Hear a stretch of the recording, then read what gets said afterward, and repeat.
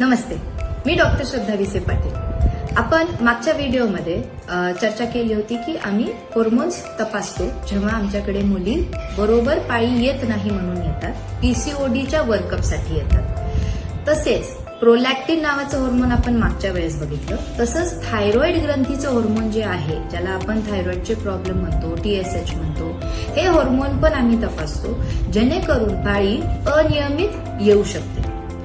तर जर आपण हे तपासलं, ते आलं, तर ह्याला गोळी घेतल्याशिवाय कधी कधी पर्याय नसतो। पण जर आपण बरोबर व्यायाम करून, बरोबर आहार घेऊन आपलं वजन कमीत कमी ठेवलं व ताणतणाव कमीत कमी ठेवला, तर आपल्याला कमीत कमी गोळीमध्ये सुद्धा थायरॉइड कंट्रोल येऊ शकतो। तर याचा सर्वांनी विचार करावा व आपल्या जीवनशैलीमध्ये बदल करावा। धन्यवाद।